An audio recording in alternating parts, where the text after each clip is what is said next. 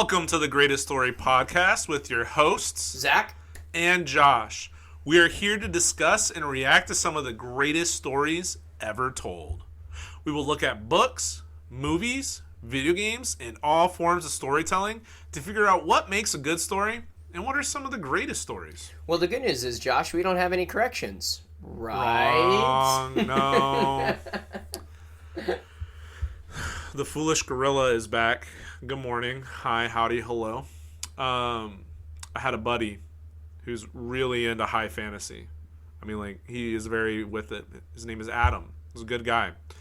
And he reads an amalgamation of many different books. Including but Eragon, not limited to. And the Inheritance Cycle. Yep. And he gently exhorted me to remember that dragons do not, in fact, die when riders die. I was wrong. Yep. So we want to correct that. Yeah, I'm sorry, man. And he let me know, like, why. And basically, somebody needs to comment that we should do the rest of the Inheritance Cycle, and then we can talk about why. Yeah, for sure. Because we mentioned, right, Eragon, we're just looking at it as a standalone story, and it builds, and there's multiple books in the series. So if you want that, let us know. Yeah. Speaking of letting us know. Yeah, you guys let us know who your favorite Spider-Man was. And definitively, the answer is... Definitively, Tom Holland. Although it was a close battle, actually. Really? Who was second? Andrew? Andrew and Toby are tied. Really? So Last time I checked. That's what I'm saying. And that's why the Spider-Man movies are so good, because everyone's split. I mean, it's like, we had, like, closer to 40 people vote. Yeah. Maybe it was like over 30. That's great. 40 might be hyperbolic. Yeah. But Tom Holland only won last time I checked by like 2 or 3 votes. Wow. Yeah. That's really good. So, Zach, speaking of really good, hey, that actually worked. You consume any good stories recently? So, this is crazy. Last night, I had finished watching The Phantom Menace. And, crazy. Yeah, I wonder crazy, why. Crazy. And my wife had fallen asleep on me on the couch. And so I couldn't move, even though The Phantom Menace was done. And so I found on Disney Plus The Secrets of the Octopus. The nature. Which I is love a National Geographic documentary. And I gotta say, it is epic. I'm only on the first episode, but it's narrated by Paul Rudd. And No way. Yeah, it's absolutely cool. Like Follows Ant-Man? a bunch of yes, and it follows a whole bunch of Australian marine biologists as they study octopuses or octopi. Actually, the Australians say octopuses, so I have to look it up. Yeah, I was very confused, and I'm not sure if that's actually right or not, because I've always been told it was octopi. So. Is this a blooper? Is this real life? I gotta check on that. Octopuses. Yeah, octopuses. So, but yeah, it's really, really cool. And I will tell you later if it actually has like plot progression, because they've named the main character an octopus named Scarlet. So, and they've like literally followed this octopus for multiple weeks. So this deal gets worse all the time. So we'll see what happens. But octopus, cool creature. Cool creature. Hey, I kind of want somebody to count. Oh. Or octopodes. That's not a thing. Yeah, all three are correct. Octopuses, octopi, or octopodes. So We got Lydia come in here to record our blooper for the day. Yeah. What did you say? My wife has arrived to correct us. So they're actually correct. Octopuses, octopi, or octopodes are all correct forms. I will now forever be using octopodes. And no one can tell me otherwise. I don't want any octopodes in my commode. Excellent. Oh, So yeah. man. So seriously though, if you're interested in eight-legged Octopodes? aquatic mammals, they're not mammals, they lay eggs. They're aquatic not beasts. Aliens Creatures from the depths. unknown. Yeah. Then check out that documentary on Disney Plus. It's pretty cool. Yeah. So Josh, is there any story news that we're excited about? Speaking of the unknown, Into the unknown. that has nothing to do with it. But Frozen. There's a new one coming out. No, speaking I'm of just kidding. Paul Rudd, who's distantly related to... Anyways, the Deadpool trailer dropped. Which it's good. It was super cool. Again, hey, like, we know Yep. that there are multiple generations listening to this. Children, respect your parents. But it looked sick. Yeah, for sure. But mostly because I like Wolverine. And this is embarrassing. His name, I see his face. Hugh Jackman coming back and wearing. I was like, what are you talking about? Hugh Jackman coming back with the like OG kind of costume. And this is not an accident. They must have released the '90s X-Men cartoon. To prep. Yeah, that's got to be on prep. purpose. Yeah, definitely. But yeah, Ryan Reynolds and Hugh Jackman seem like they have chemistry. Yeah. Look cool. Yeah, definitely. What else looks cool? I mean, we're talking about this today. We are. But by the time this releases... It will be soon. Like 2 days soon. Yeah, by the time this releases, the Phantom Menace will be out in theaters. And so if you missed it, I mean, I was like 3, but if you missed it, which I guess I did, you can go see Phantom Menace in theaters, which will be Friday, super cool. May 3rd. Yeah, it's the 25th anniversary. Super, super exciting. Which, if you know math, you can figure out how old I am. I did just true. date myself. Yeah, wow, yeah.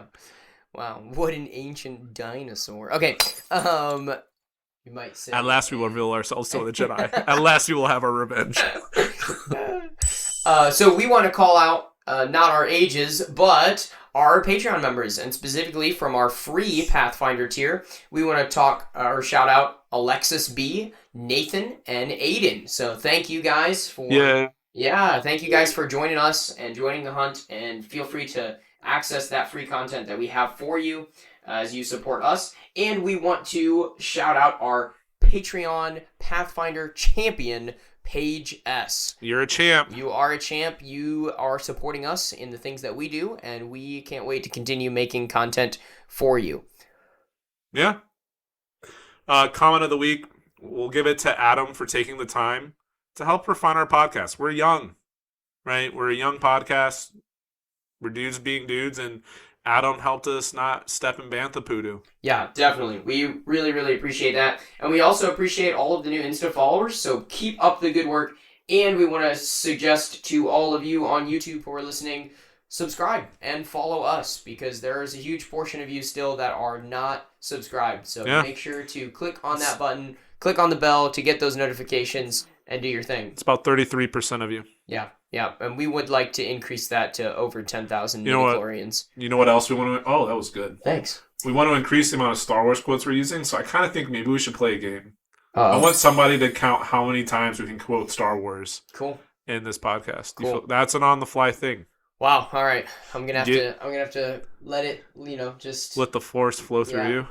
I don't think that's totally one. Or does it have to be one? Wait. No. Not just from episode 1, just total. Oh, okay. Cool. Like I already said, this deal's getting worse all the time. That's episode 1. It's episode 5.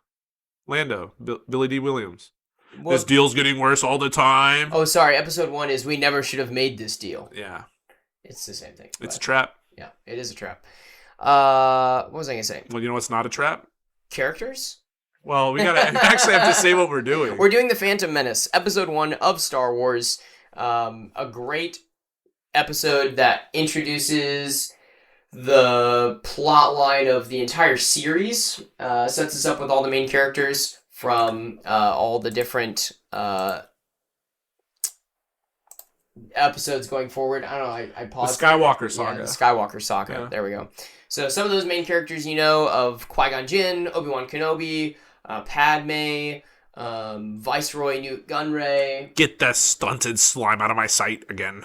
Darth Sidious, who says that. Yeah. Darth Maul, epic villain. Anakin Skywalker, and Jar Jar. Misa is Jar Jar Binks. Okay, why did you put Jar Jar on here? Because he's a character. I guess that's true, but... Get it? He's a character? Okay, so... He has the ability to speak. The ability to speak does not make you intelligent. Yeah. But, I mean, a good list of characters. I could add Watto. I didn't add Watto. Yeah, Watto is a good character, actually. Jabba the Hutt. My wife thinks he's gross, but I think he does a good job of being that character. He's supposed to be gross. Right, that's what I said, yeah. Shmi. You don't have Shmi on there? Shmi. Depa Balaba. She's on the council. That's true. Mace Windu. Yep. You actually, keep going? Aura Singh shows up. She does. Yeah. Cameo. Yeah. They definitely knew she was showing up in the Clone Wars to train Boba Fett. Oh, for sure. Absolutely. For sure. Yep. That was totally the mind of George Lucas. He knew it. Yeah. You might say he can see far forward in the Force. Yeah. Our ability to use the Force has diminished. Or has not diminished in this case. But we need to let the Senate know. Yeah. Okay. This is where the fun begins. Now this is pod racing. Anyways. Okay. So our rubric, first thing we want to think about is a clear plot. Yeah. Does Phantom Menace, Episode 1 of Star Wars, have a clear plot? Josh? Clouded the future is. Yeah. Yeah, you might think, right? Even the fact that Josh suggested let's play a game where we use a bunch of Star Wars quotes. We definitely love Star Wars. We do. But we're trying not to be blinded by the dark side of the Force. Are you saying that love has blinded you? This is amazing. This is so wizard. Anyways, but I think what Zach's trying to say is remember, we're trying to stay positive. Yeah. But we are trying to be realistic, and we have a rubric, and we do need to follow it. Yeah, we got to follow it. And I want to make sure to establish that difference between entertainment value and quality storytelling, because I got to say, I have seen Episode 1 like over 25 times. I think it's probably the episode I've seen the most. Yes, I would watch it on repeat as a kid. And I absolutely love Duel of the Fates. I absolutely love the final battle. Like, there are a lot of really, really great aspects. Pod racing. Really, pod racing. Really enjoyable series of scenes. Really enjoyable movie. Really entertaining. But it may not be the highest rating of a story that we have done. No. That brings us to clear plot. We got to do it. Clear plot. I don't know. Zach, what do you got to say? Yeah, so I think that it's very similar to Episode 4, actually. Yeah, you don't think so?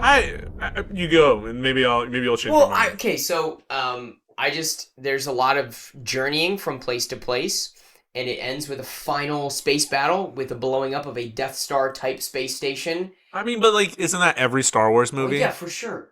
Yeah, for sure. And like almost every Star Wars medium. Yeah. I'm not saying that's bad. I mean, like, to quote George Lucas, it's like poetry. Yeah. It rhymes. Yeah, definitely. I'm not saying that's bad. I just think that I think it's very similar. You have well, okay, all right, hang on. I'm a verbal processor. You have 2 people, the master dies. Okay, hang on. Wait. So like you start out episode 4, you're on Tatooine. Yep. You go to the cantina. Well, technically, still on Tatooine. Technically, you start out in space you're above. on the Tantive 4. Yeah. Where are those plans? Yeah. Anyways, so Tatooine, cantina, Death Star.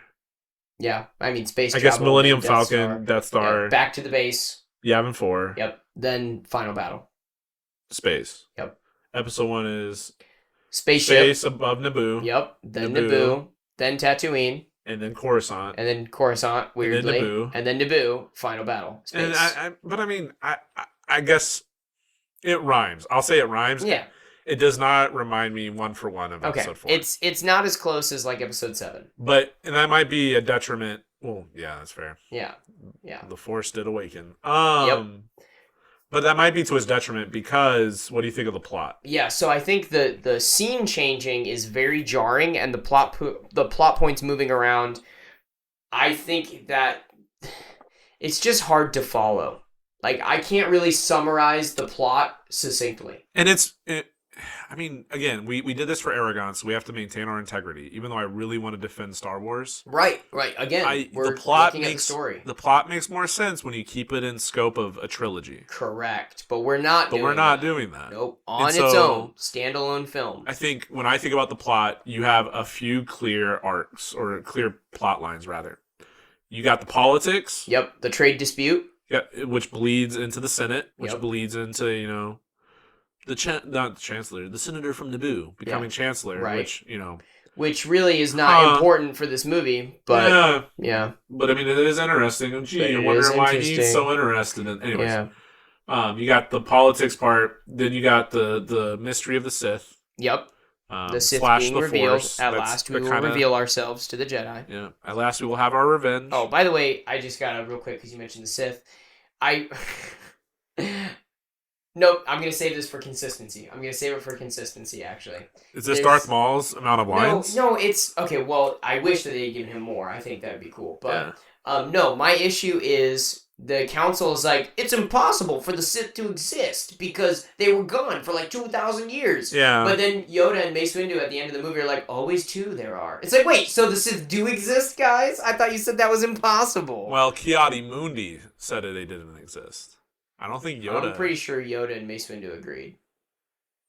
I think the Mace Windu and Yoda are like, well, we like our position on power. We're not going to... Yeah, maybe jeopardize that. Anyways, but then Qui-Gon messed around and found out. Yep. And they're like, well, this is, a good time to remember that Darth Bane did the rule too. Yeah.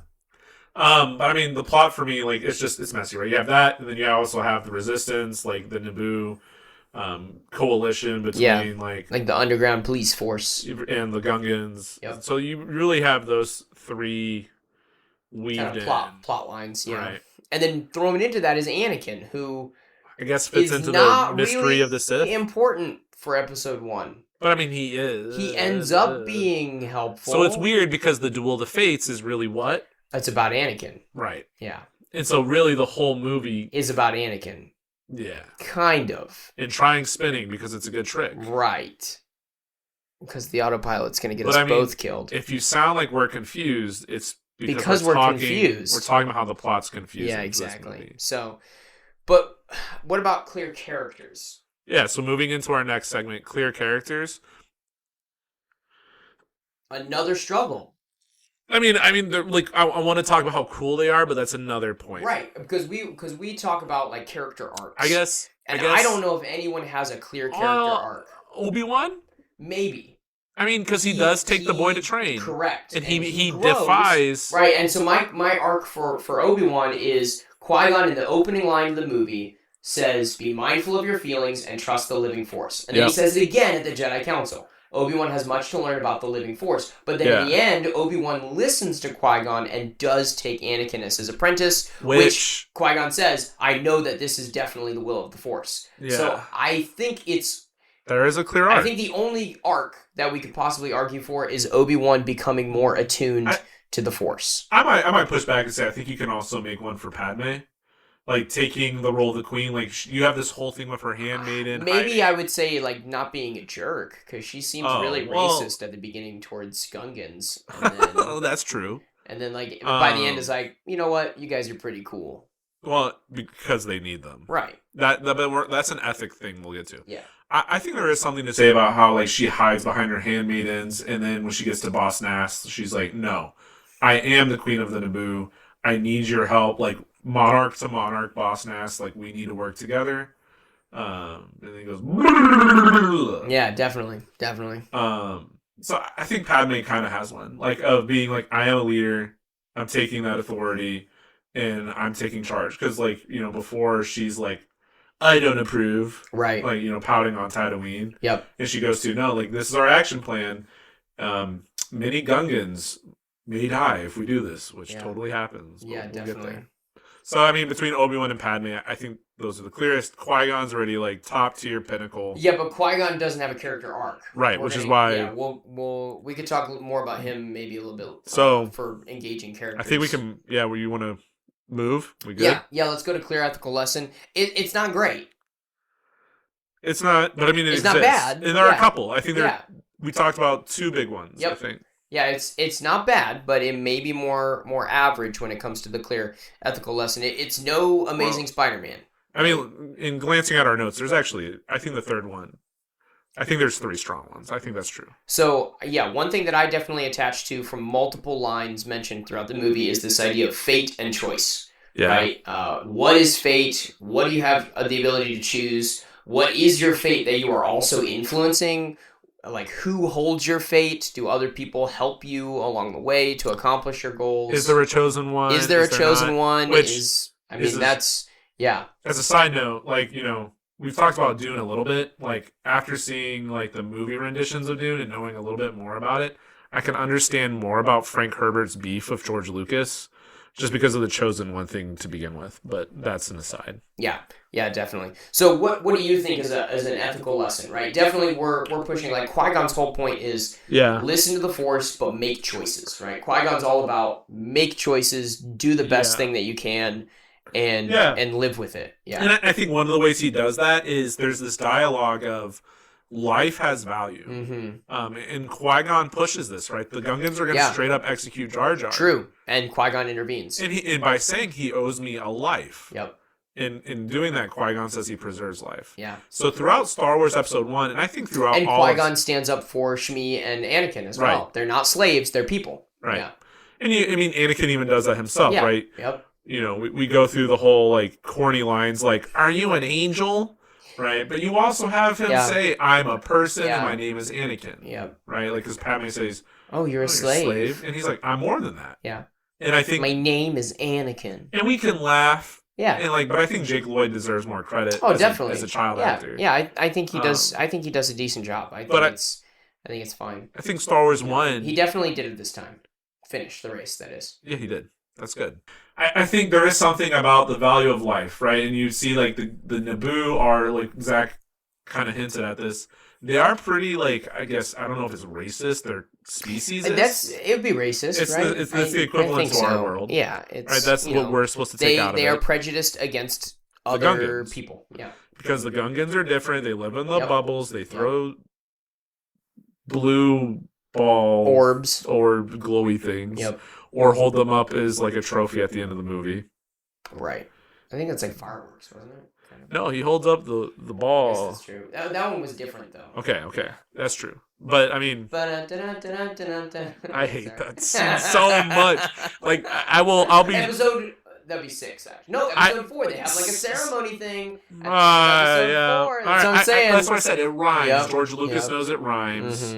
First stanza, second stanza, third stanza. All I'm saying is Obi-Wan gets a medal and Chewbacca doesn't, so... I'm pretty sure Obi-Wan gets a medal. Obi-Wan's dead. No, in episode 1. He doesn't get a medal. Nobody gets. They're just standing on the steps smiling. No, they have the life orb. The point we're gonna dilute the message here. The message is like Life Day. Oh my god. Have mercy on us. No, the lesson is going back, like, people need to live symbiotically. We have to work together. Racism is bad. Yep. And the Gungans are actually... that's an ethical lesson that we can definitely take away. And, we need. It's, we're not a political commentator thing. That's not what we're getting into. But, like, there's a lot of, ickies in the world, and that's definitely one of them. There's a lot of bad isms in this world. Yeah. I can't make a Star Wars quote. Oh, that's okay. That's a Miracle on 34th Street quote, not Star Wars. Okay. Yeah. Well, guess you guys can count how many Miracle 34th Streets. Probably going to be one. Yeah, but I mean, I can keep going on that. I think if we keep, like, it'll dilute the point. Mm-hmm. But TLDR, the Naboo need the Gungans to survive. The Gungans need the Naboo to survive. Evil wants to keep them apart. Only in working together will they succeed. Yeah. And there's also little crumbs of life is valuable, people are valuable, do not look down on others, help others up, work together. There's the whole thing about Anakin showing kindness even as a slave of generosity. Yeah. He gives without any concern for his own. Yeah. Yeah, which is what Qui-Gon says. So good. Yeah. I do think the last one that I would want to mention, I hate on the Jedi Council a lot in the prequels because they fill this role of power hungry and controlling people that are, like, blind to the actual Force. Kind of like Pharisees. Yeah, almost like Pharisees if you're reading the Gospels. And it's this idea of but Yoda gives some wisdom, right? And I think the movie plays this out. Like and Nicodemus. Even Obi-Wan. Yeah, and even Obi-Wan has to go through this of the classic line, fear leads to anger, anger leads to hate, hate leads to suffering. Or suffering and suffering. Yeah. No, it's just suffering. That's later he does the remix. Fear leads to the dark side. Yeah, that's the remix, is fear leads to the dark side. Dun, dun, dun, dun, dun, dun, dun, dun. You just said remix. Dubstep. Womp, womp, womp. But now I'm just thinking of dubstep, but Jabba the Hutt. I guarantee. No. There was this weird episode 7 promo. Oh. And there's a song called Jabba Flow. No and it's way. basically what you're describing. Oh my grief! That means someone actually. I'll show you after this. I'm not alone. I'm not alone in the galaxy. Okay. I don't know. Or actually, Jedi Survivor has a playlist, and it's like a mix between chill hop and dubstep. That's cool. I'll have to check that out. Kind of like a Mongolian rock too. Oh, they yeah. actually have that Mongolian rock band. I can't remember their name. From Visions or. Yeah, I think it's the same band. Yeah. I used to listen to them while weightlifting. I can't remember what it's called anymore. That's cool. Yeah, so I think that's a great line because this whole idea of fear of losing someone or something can lead you to do things that are harmful and creating suffering for other people. Like a lot like Spider-Man. Like yes, you can create your own enemy. Your own enemies. You can create your own disasters in your own situations in life.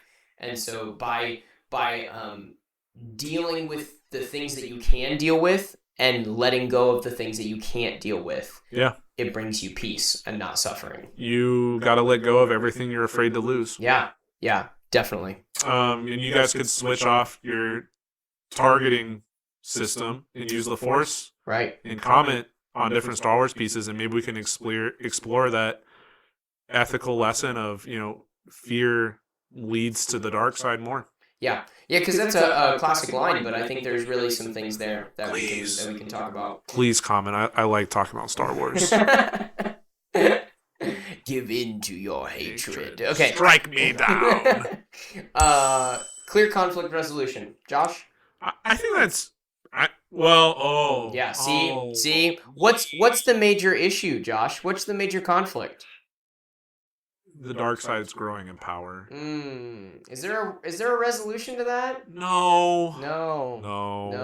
In fact, it gets stronger. What about the droid attack on the Wookiees?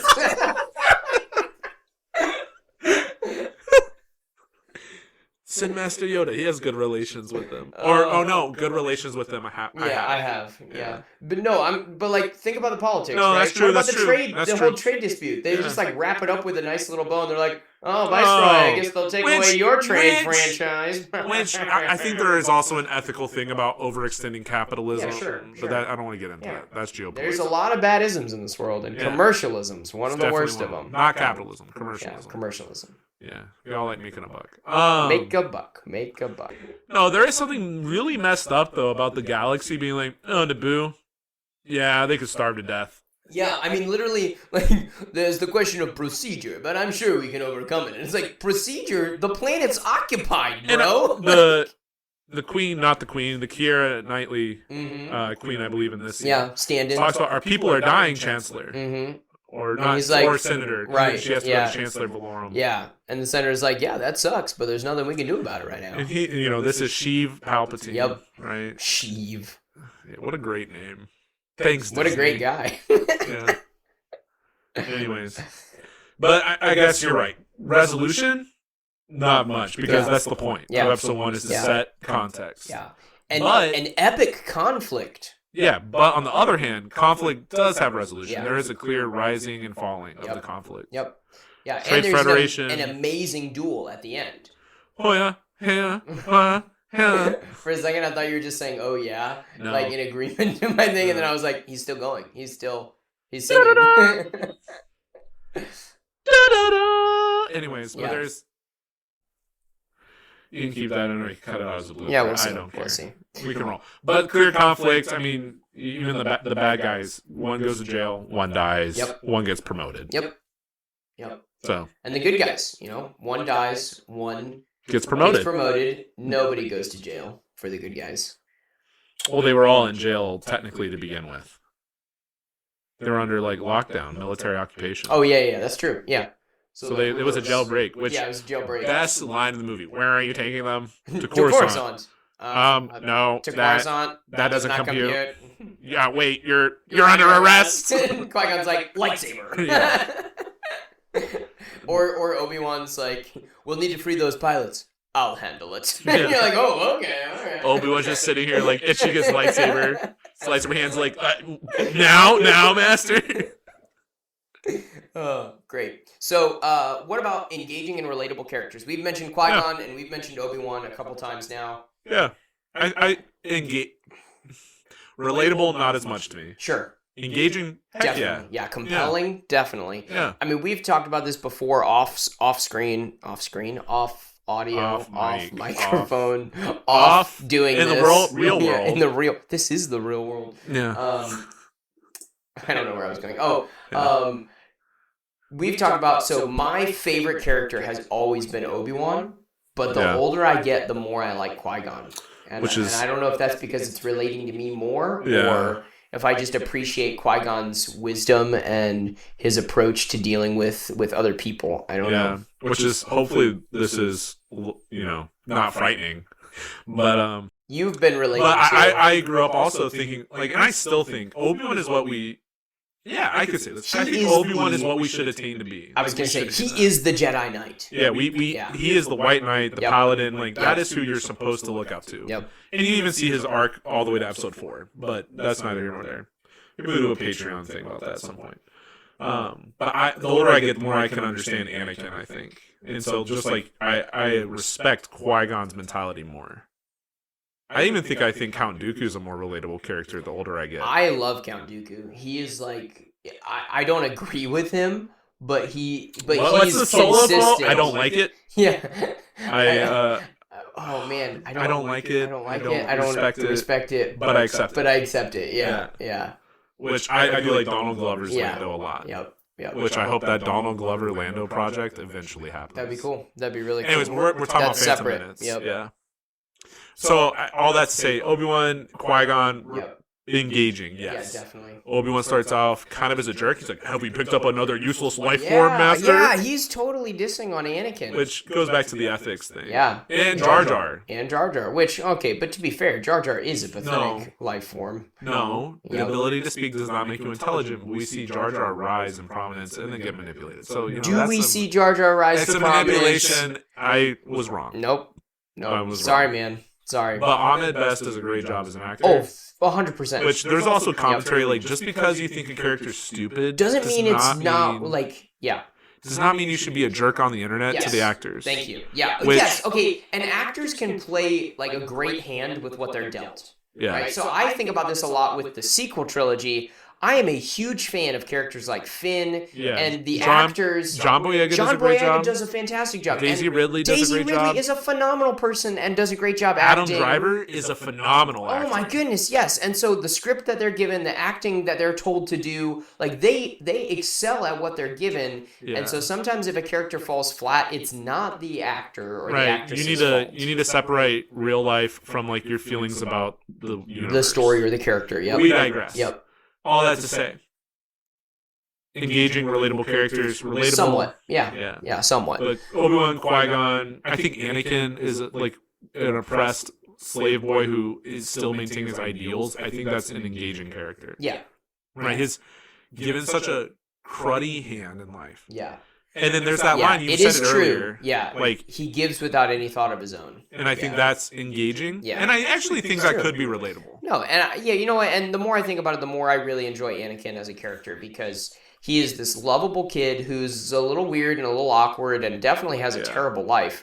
And yet he's willing to put it all on the line to give people hope. And he'll try spinning. That's a great trick. Yeah, definitely. And he actually, finishes the race this time. He does. And he wins. Which Jake Lloyd's a good... Well, be nice to actors. Yeah, be nice to actors. Yep. But then we get to the best part about Star Wars, the best part about Phantom Menace, captivating world. Yeah, this is where the fun begins. It's literally one of the top tier things that we could say about Star Wars. And we'll try to stay on target. Yeah, stay on target. Pull up, you're too close. Okay. No, that's not quite it. But I don't remember it, so I don't feel like correcting you. Somebody can correct us though on the right way to say stay on target. Oh no, I remember that. I was mixing it with Porkin's line. I know. Yeah. But I don't think he just says stay on target, yeah. and then he's like, anyways. He came from behind. Okay. 2 Mark 1s and 1 Mark 10, is that what they say? Anyways, somebody, you could correct us, and it might be Foolish Baboon's turn, but I don't know. Engaging world. Yeah, music, John Williams is just phenomenal. Yeah, phenomenal.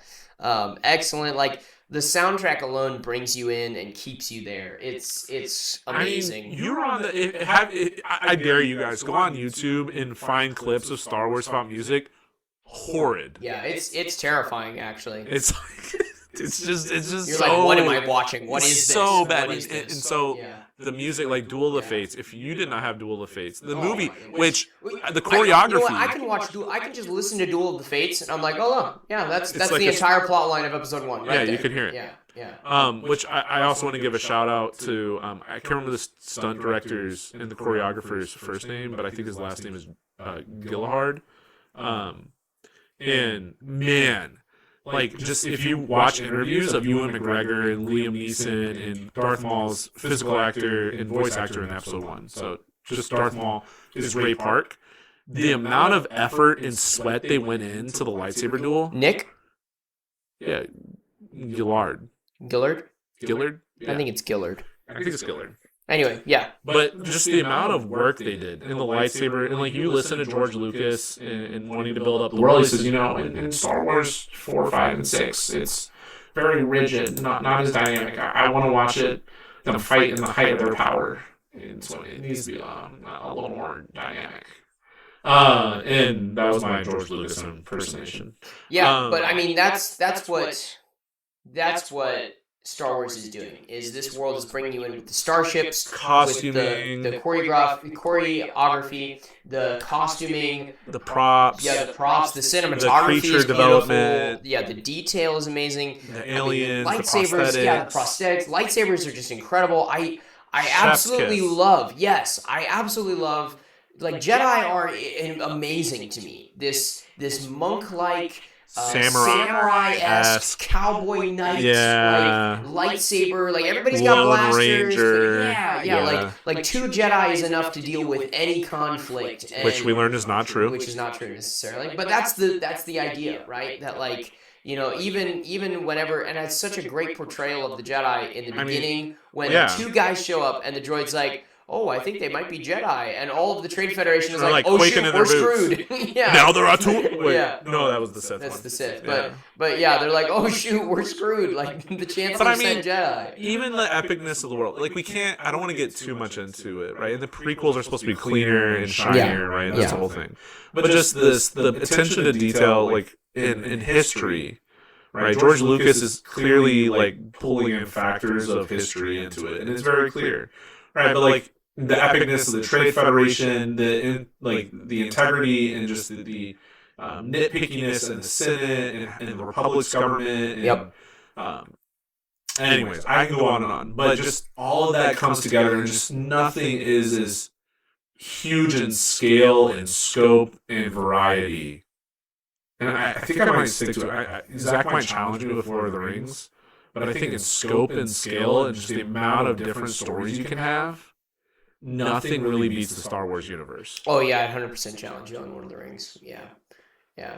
We don't have to talk about that now. I know, but it's great. Star Wars is a great world. But so and I think it's not Middle Earth. Zac might say Star Wars is B, Lord of the Rings is A.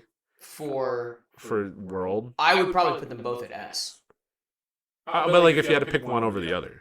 Oh yeah, Lord of the Rings would be right. And so for world building, I'd flip it. Right. So like, it's like just which thing do you like the most? Like you love something the most. Yeah. Right? Let it go. Do you like your left arm or your right arm? No. Chop them both off and jump. I will bring justice, peace, and security to my new empire, Zac. Your new empire? That was good. Yeah. Okay, anyways. So yeah, Captivating World, it's absolutely incredible. It has my favorite starship, the N1. N1, I was hoping. Also, is that yours? Well, is it my favorite? Yeah. No, but it's so cool. I mean, Mandalorian's N1. What would you put it above the N1? Like, okay, TIE fighters are awesome. X-Wings are awesome. I actually really like Y-Wings. I knew it. Yeah, I knew it. Y-Wings are up there for me. Yeah. I actually like U-Wings, like the Rogue One U-Wings. Oh, yeah. I think those are super sick. Those are cool. Those are cool. No, if I have to pick one, like, and it changes, right? Like, sometimes your favorite things, they fluctuate based on your mood. No, never. They always stay the same. There's only Sith deal in absolutes. Today, I would say I think the Mandalorian's N1 Starfighter, like the nice silver, but it like has callbacks kind of the Rebellion as well, like and it's just cool. But on average, now I'm thinking about the Republic gunships, and now I'm factoring that in. Yeah, those are so good. just the little ball cannons. I know. They're like the ion cannon. It's so good. And you got like the torpedo tubes on top. Anyways, but when I hear on average Rebellion. Yeah, when I hear the N1 engines or the twin ion engines from the TIE fighters, I'm just like, that was terrible. That was bad. Like Disney Plus has the Star Wars Sounds series. Yeah. And I just put that on in the background sometime because that's all it takes to bring me in. When I was in college and was like just having to pound through reading and like just write. I would put on like sometimes YouTube has these ambiance channels, and I would just like on my TV have like a Hoth ambiance, and sometimes you just hear in the background like the walkers or the speakers go by. Yeah, and so like again, like it feels like we're a little disjointed, but it's just the world of Star Wars is so beautifully big. Yep. Like George Lucas is a visionary, not as an author. Although he is. He does good storytelling, but he's not his world building. He's visionary for like the special effects. Like we're not even talking about ILM. There's a wonderful documentary on Disney Plus. Excellent. Hardcore. Like recommend if there's a wonderful documentary on YouTube about the rise of lightsaber fighting styles and how that was based on actual kendo martial arts, and it's super cool. Yeah. There's also a wonderful documentary on why Jar Jar Binks was supposed to be the true Sith. Captivating World. Captivating World. S tier. What about consistency? I think this hits it again. So, like, I wanted to talk about droidicas at some point, too, so I'm going to bring it up now. Droidicas are cool. Droidicas are awesome. They're one of my favorite droids, with the exception of the assassin droids from Clone Wars. Yeah, droidicas are, like, my favorite. The Confederacy's kind of slept on. Yeah. Anyways, but that's not the point. Bang you have this, too. Dumb. Anyways, that was bad. Yep. But the droid invasion of Naboo has a 6. But just go listen to John Williams in the background of listening to the podcast. If you're like able to listen to 2 things at once, try it. But you have the scene where the droidicas come out in the hallway, and Qui-Gon goes, "Droidicas," or "Destroyer droids." Yeah. It says Master, destroyers! Well, Obi-Wan says it. Yeah. They force speed. Yep. Big thing that most Star Wars fanboys have an issue with. You get to like the whole like plasma plant thing, the power generator plant. They're doing the epic Duel of the Fates in, and the laser gate starts shutting. And the question is, why the heck did Obi-Wan not force speed to like the last gate? Like, sure, you can have the same effect where he gets to the last gate or something, but like, why would he not use force speed in that moment? Right? Just little things like that are inconsistent. But like, because I talked about like the blockade, which is a huge point of the first part of the movie. Right. They get damaged. The shields. R2 is a hero. They have to land on Tatooine. Right. And then they're like, in the end of the movie, let's go back to Naboo, and it's like, and they just slip through. Nobody cares. Like they're like, oh, the droids know where we are, and I'm like, why didn't they try to stop you? Yeah. Vulture droids, where are you? Yeah, something like a laser cannon, something like. Yeah, no pot shots, nothing. Yeah.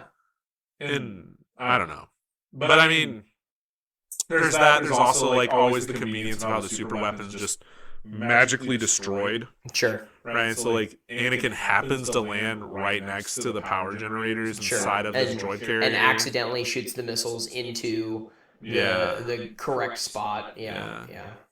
It's overheated. Not good. Yeah.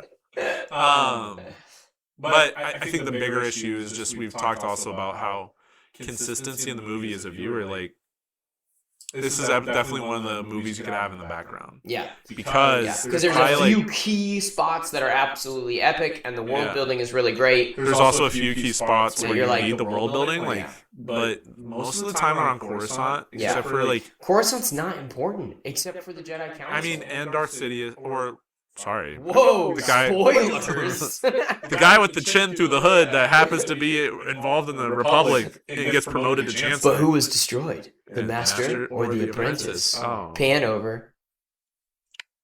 Looking at you, Sheev. But like it does get rough in the middle. Yeah. So consistency not there. Yeah, not there.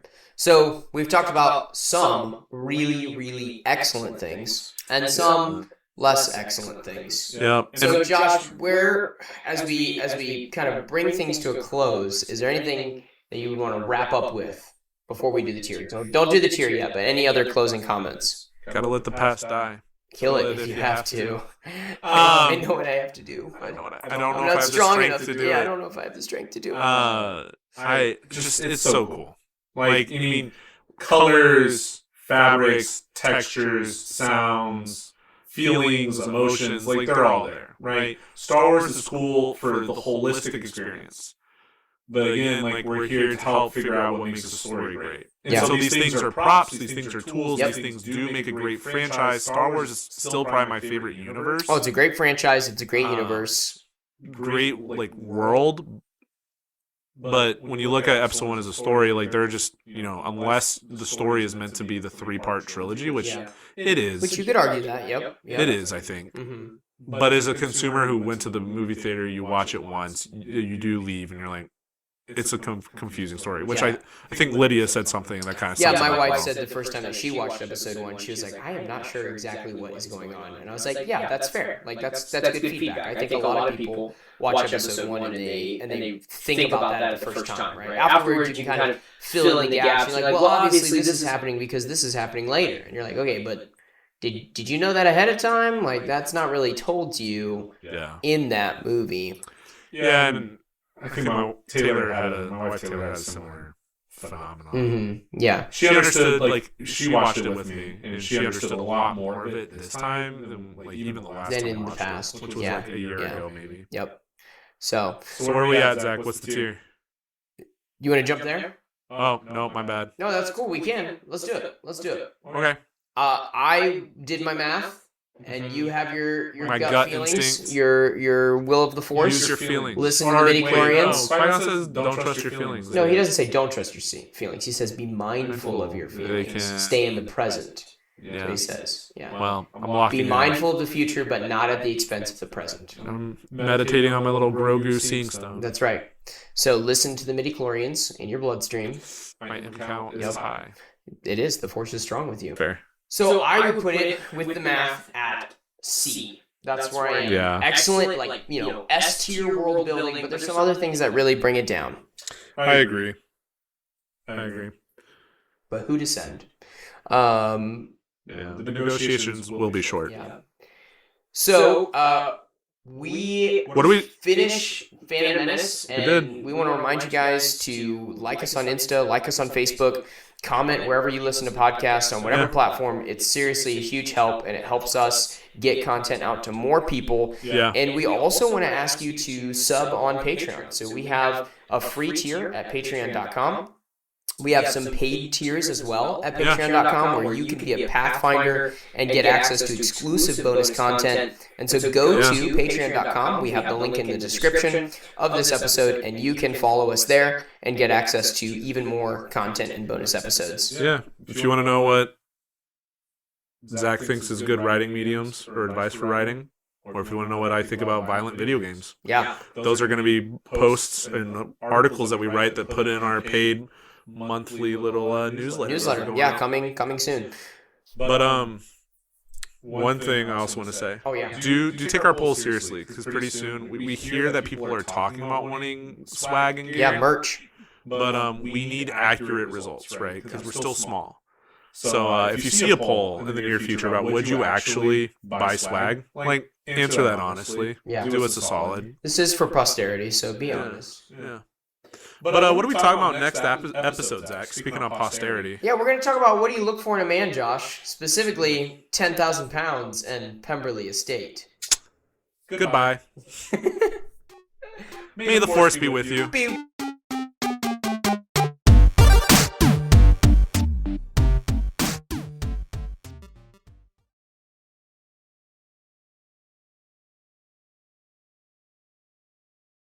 I really want to put the Star Wars. Dun, dun, dun, dun, dun, dun. Do you really think a guy like me and a girl like her